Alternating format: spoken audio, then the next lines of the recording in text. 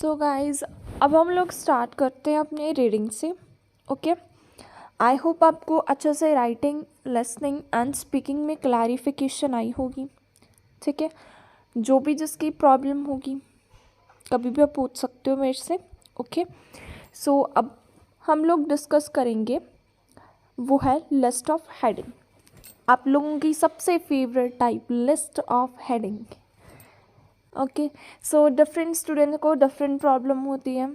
Most of the students, आप लोग जो मेरे साथ डिस्कस करते हो, आप बोलते हो कि लिस्ट ऑफ हेडिंग में हमें दिक्कत होती है। किसी को ओवरऑल निकालना नहीं आता, किसी को सिनोनिम्स नहीं आते हैं, बहुत सारी दिक्कतें हैं इसमें। सो डोंट वरी, मैं आपको बताती हूँ कि किस तरीके से करनी है। अभी आपको जस्ट 1 वीक हुआ है, ठीक है, मेरे पास स्टडी करते हुए। ईज़िली आपके 6.5 तक आते हैं, ये भी बात क्लियर है रीडिंग में। ओके, 15 डेज़ के अंदर अंदर और इम्प्रूव हो जाएंगे। स्ट्रेस लेकर कभी नहीं करना है आपने। ओके, सो जब भी आपको लिस्ट ऑफ हेडिंग आएगी तो सबसे पहला काम क्या है, आपने काउंट करना है। सबसे पहले किसको काउंट करना है? इसको, देन इसको। सो करते हैं 1 2 3 4 5 6 7 8। 8 ऑप्शंस है। क्वेश्चंस कितने हैं? 1 2 3 4 5 एंड 6। 6 क्या है हमारे पास? क्वेश्चंस है। ओके, 6 क्वेश्चन है, ऑप्शन 8 है। सो हमें क्या बात क्लियर हुई है कि इसमें से हमारे पास 2 ऑप्शंस हैं जो कि एक्स्ट्रा है। ठीक है, क्योंकि जिसका हमने आंसर देना है वो कितने हैं? 6 हैं, लेकिन ऑप्शंस 8 हैं। सो इसी वजह से हमें ये बात क्लियर होगी कि हमारे पास 2 एक्स्ट्रा हैं। सो जितने भी आपके पास एक्स्ट्रा निकलेंगे आपने साइड में लिख लेना है। जैसे यहाँ पे 2 एक्स्ट्रा है तो मैंने 2 एक्स्ट्रा हैं वो लिख दिए हैं। ठीक है, 3 मैं करवाऊँगी, जो 3 है वो आपने करना है। क्यों आपने करना है, ये भी तो बात समझ में आनी चाहिए ना आपको, कि जो मैं आपको बता रही हूँ वो आपको कितना समझ में आ रहा है। ठीक है, अगर किसी को नहीं समझ में आ रहा है सो कोई बात नहीं, हम फिर से बता देंगे। ठीक है, ऐसा ना हो कि आप जस्ट मेरे से पूछे ना, हेजिटेशन करे। सो ऐसा तो नहीं होना चाहिए ना। सो आपकी अंडरस्टैंडिंग बहुत ज़्यादा इंपॉर्टेंट है। पार्टिसिपेशन सभी ने करना है, चाहे आंसर रॉन्ग हो चाहे आंसर करेक्ट हो। जिसका रॉन्ग होगा बैड फील नहीं करना है, मैं दोबारा एक्सप्लेन करूँगी आपको। ठीक है, सो 3 मैं करवाऊँगी, 3 आपने करने हैं। अब हम लोग पैराग्राफ जो हमारा ए है उसको रीड आउट करते हैं। सो क्या बोला हुआ है? Martin Luther king was born on January 1929। कि जो मार्टिन लूथर किंग है उसका जो जन्म है वो इस डेट को, इस ईयर को, इस प्लेस पर हुआ था। He was the son of, वो किसका बेटा था? इस किंग का बेटा था। उसकी मदर का नेम ये था। उसकी एक ओल्डर सिस्टर थी, ठीक है, उसका नेम ये था, और उसका एक यंगर ब्रदर था। ठीक है, फिर उसके बाद ही skipped 9th and 12th grade, उसने 9th और जो 12th ग्रेड है वो नहीं किया था। And entered Morehouse college at the age 15। So उन्होंने क्या किया, कॉलेज में डायरेक्ट है वो एंटर हो गए थे जब वो 15 ईयर्स के थे। From the time the Martin was born, जब मार्टिन का जन्म हुआ था, ही न्यू दैट, उसे ये बात पता थी, black people and white people had different rights in certain parts of America. कि अमेरिका के कुछ हिस्सों में जो ब्लैक पीपल होते हैं और जो वाइट पीपल होते हैं इनके डिफरेंट राइट्स हैं, इनके जो अधिकार हैं वो क्या है, डिफरेंट डिफरेंट है। If a black family wanted to eat at a restaurant, अगर एक ब्लैक फैमिली खाना खाना चाहती है रेस्टोरेंट में, they had to sit in the separate section, तो उनको सेपरेट बिठाया जाता था। अगर ये रेस्टोरेंट है ना, अगर ब्लैक फैमिली यहाँ पे खाना खाना चाहती है तो उनके लिए एक सेपरेट सेक्शन है वो बनाया जाता था। They had to sit in the back of the cinema, अगर वो सिनेमा में जाना चाहते हैं तो उनको फ्रंट सीट के ऊपर नहीं बिठाया जाता था, वो पीछे वाली सीट्स होती हैं वहाँ पे वो बैठते थे, ठीक है। Worse and perhaps even more humiliating still in many southern state, आजकल भी काफ़ी ज़्यादा बहुत जो साउथर्न स्टेट है वहाँ पर अभी भी ये बात होती है। If a black man was on a bus and all seats were taken, so क्या बोला, जैसे एक बस है इसमें सारे क्या ब्लैक पीपल है, ठीक है। अगर एक कोई वाइट पर्सन एंटर होता है, ठीक है, तो उसको क्या करनी पड़ेगी, जो ब्लैक पर्सन है उसको अपनी सीट इस वाइट पर्सन को देनी पड़ेगी। दोबारा बता रही हूँ क्या उन्होंने हमें इसमें बताया है, इसमें उन्होंने हमें ये बात बताई है कि अगर एक बस में सारे ब्लैक पीपल हैं, ठीक है, वहाँ पे क्या है, एक वाइट पर्सन अगर इस बस में एंटर होता है तो ब्लैक पर्सन को अपनी सीट इस वाइट पर्सन को देनी पड़ेगी, ठीक है। King could never understand the terrible injustice of this, जो किंग था उसको ये बात समझ में नहीं आ रही थी कि इतना ज़्यादा डिस्क्रिमिनेशन क्यों हो रहा है, जो ब्लैक पीपल है उनके साथ इनजस्टिस क्यों हो रहा है, भेदभाव क्यों किया जा रहा है, ठीक है। 1948 में उन्होंने ग्रेजुएशन की थी सोशियोलॉजी में, ठीक है। फिर उनके बाद उनकी जो मैरिज है वो इतनी डेट को हुई थी और उनके 4 बच्चे थे। पूरे का पूरा पढ़ते हैं क्या चीज़ उन्होंने हमें बताई है। पहले तो उनके जन्म के बारे में बताया, फादर मदर के बारे में बताया, सिस्टर ब्रदर के बारे में बताया, क्वालिफ़िकेशन के बारे में बताया, ठीक है। फिर उसके बाद उन्होंने हमें बताया कि अगर एक फैमिली रेस्टोरेंट में खाना खाना चाहती है तो उनके लिए सेपरेट सेक्शन होता था, ठीक है। अगर वो सिनेमा में जाना चाहते हो वो पीछे बैठेंगे, आगे नहीं बैठ सकती हैं। अगर क्या वाइट पर्सन बस में एंटर होता है तो ब्लैक पर्सन को अपनी सीट देनी पड़ेगी। किंग को ये बात समझ में नहीं आ रही थी कि इतनी ज़्यादा इंजस्टिस क्यों हो रही है इन लोगों के साथ। फिर उनकी ग्रेजुएशन एंड मैरिड लाइफ के बारे में बताया, ओके। अब ये जो हमने बात इसमें पढ़ी है वहाँ पे जाके मैच करते हैं कौन सी ऑप्शन के साथ मैच होती है। सबसे पहले हम एलिमिनेट करेंगे कि कौन सा वर्ड हमने नहीं पढ़ा है, ओके। हमने स्पीच वर्ड नहीं पढ़ा है। अनहैप्पी अबाउट वायलेंस, लड़ाई झगड़े से वो अनहैप्पी था, नहीं पढ़ा हमने। ट्रैजिक इंसिडेंट, किसी की डेथ वगैरह हुई है, कोई नहीं हमने बात देखी। प्रोटेस्ट एंड एक्शन, कोई प्रोटेस्ट किया हो और एक्शन लिया हो, नो। रिपेयरमैन वर्ड नहीं आया। इंटरनेशनली बहुत ज़्यादा फेमस था वो, ये भी बात हमने नहीं पढ़ी। अब बच्चों को कन्फ्यूज़न आएगी इसमें और इसमें, ठीक है। कुछ स्टूडेंट्स हैं वो आंसर 5th लगाएंगे, कुछ 7th लगाएंगे। जब भी आपको ऐसा लगेगा कि कौन सा आंसर आना है तो आपने क्या करना है, बाकी की जो इसके वर्ड्स होते हैं वो मैच करने हैं। अब देखो उसमें हमने चाइल्डहुड भी पढ़ा था और बैकग्राउंड भी पढ़ा था, ठीक है। लेकिन हमने उसमें ये बात नहीं पढ़ी कि वो चाइल्डहुड उसका डिफ़िकल्ट था, चाइल्डहुड उसका इजी था, डिफ़िकल्ट था, ये नहीं हमने पढ़ा। हमें जस्ट चाइल्डहुड के बारे में बताया था कि ये उसका चाइल्डहुड ऐसा था, उसके माता पिता के बारे में, ठीक है। फिर उसकी क्वालिफ़िकेशन के बारे में, ब्रदर सिस्टर के बारे में बताया था हमें। फिर वो इनजस्टिस वाला बता दिया। फिर उसके बाद उसकी मैरिज और 4 बच्चे थे। लेकिन चाइल्डहुड उसका बहुत डिफ़िकल्ट रहा, इसकी बात तो हमने की नहीं, तो ये तो आएगा नहीं। तो बच्चा क्या हमारे पास, the background of a iconic man, एक पर्सन का क्या बताया था उन्होंने, बैकग्राउंड बताया था, फुल इन्फॉर्मेशन बताई थी। बैकग्राउंड मीन्स पूरी की पूरी इन्फॉर्मेशन बताई थी।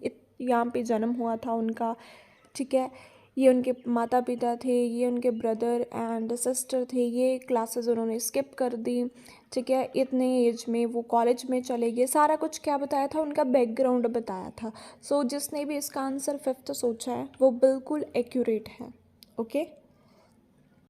अब जो पैराग्राफ बी है उसको हम रीड आउट करते हैं। Returning to the south to become a pastor of the church, फिर क्या बन गया, वो पास्ट बन गया था चर्च में। King first achieve national renowned, वो first time, renowned means famous, वो फर्स्ट टाइम फेमस कैसे हुआ था, जब उसने हेल्प की थी ब्लैक पीपल की बायकॉट करने में बस सिस्टम। फर्स्ट टाइम फेमस वो कैसे हुआ था, जब उसने बायकॉट किया था बस सिस्टम का 1955 में, तब वो फर्स्ट टाइम रिनाउंड हुआ था, ठीक है। This was organised after Rosa Park, ये रोज़ा पार्क के बाद हुआ था। A black woman refuse to give up her seat on a bus to A white man. जब क्या हुआ था, एक लेडी थी जो ब्लैक लेडी थी, उसने क्या कर दिया, मना कर दिया वाइट पर्सन को कि मैं तुझे अपनी सीट है वो नहीं दूंगी। Black people could only sit at the back of the bus. The 382 days boycott led the bus system to change its regulations. So क्या किया उन्होंने, 382 days का प्रोटेस्ट किया, कंपेन किया था बस सिस्टम के अगेंस्ट कि अपने रूल्स एंड रेगुलेशंस को चेंज कीजिए। फिर क्या हुआ, सुप्रीम कोर्ट ने एक्शन लिया और बस सिस्टम को बाइकॉट है वो कर दिया। ठीक है, अब देखते हैं दोबारा ओवरऑल निकाल लेते हैं क्या हमने बात पढ़ी है। ठीक है, फर्स्ट टाइम वो फेमस हुआ था जब उसने बाइकॉट किया था बस सिस्टम का। फिर वो क्या है, रोज़ा पार्क के बाद ये हुआ था, एक ब्लैक वुमेन थी, उसने मना कर दिया कि मैं अपनी सीट है वाइट पर्सन को नहीं दूंगी। फिर उसके बाद प्रोटेस्ट चला, 382 days का प्रोटेस्ट चला। फिर उसके बाद जो सुप्रीम कोर्ट है उन्होंने बस के रूल्स एंड रेगुलेशंस है वो चेंज कर दिए। ठीक है, मतलब प्रोटेस्ट भी कर दिया, फिर उनकी बात मान भी ली सुप्रीम कोर्ट ने। ठीक है, अब ये जो हमने बात पढ़ी है वहाँ पे मैच करते हैं। सो ये तो नहीं आएगा ना, ये तो हमारा हो चुका है। इसके अलावा देख लेते हैं, स्पीच तो वर्ड नहीं आया, वायलेंस से अनहैप्पी है no, tragic incident no, repairman no, childhood no, internationally famous था वो नो, वहाँ पे नेशनल रिनाउन था कि वो नेशनल लेवल पे फेमस हुआ था, लेकिन यहाँ पे क्या है, इंटरनेशनली फेमस हुआ था। बहुत सारे बच्चे हैं वो ये आंसर लगा सकते हैं क्योंकि उनको लगेगा कि हाँ फेमस की बात हुई थी, लेकिन वहाँ पे जो फेमस था वो नेशनल लेवल का था।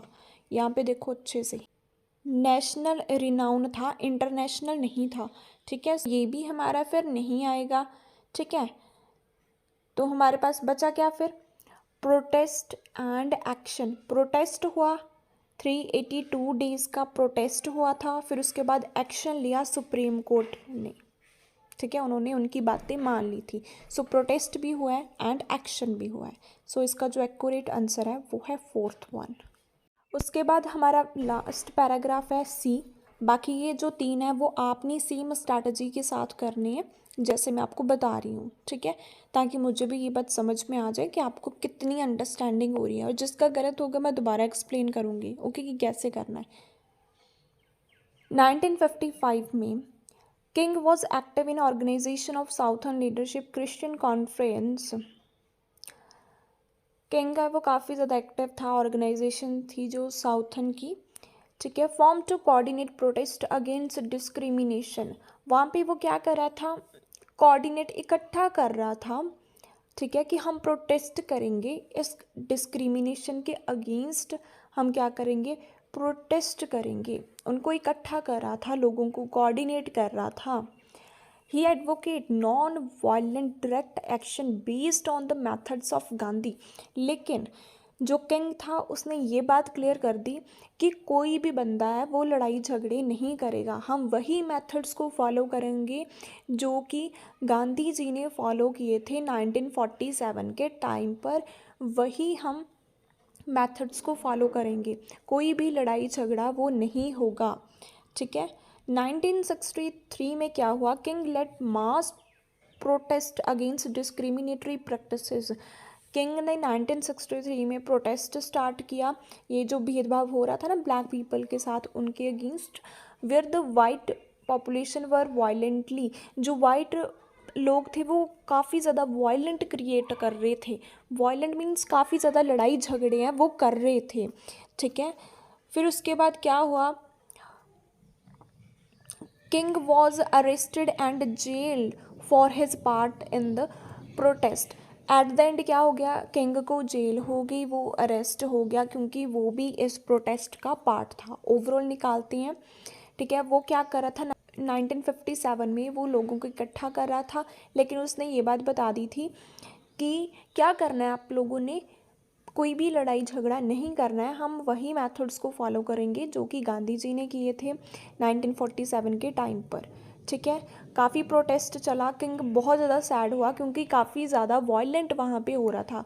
किंग को बहुत ज़्यादा सैड फील हो गया कि इतना ज़्यादा वायलेंट क्यों हो रहा है, जबकि उसने बोला था कि हम नॉन वायलेंट करेंगे, हम कोई भी लड़ाई झगड़ा नहीं करेंगे। लेकिन फिर भी जो वाइट पर्सन थे उन्होंने क्या किया, काफ़ी ज़्यादा वायलेंट क्रिएट किया। तो एट द एंड फिर वो अरेस्ट हो गया और जेल में उसको डाल दिया गया। ठीक है, अब ये जो बात है हम पढ़ते हैं, यहाँ पे मैच करते हैं।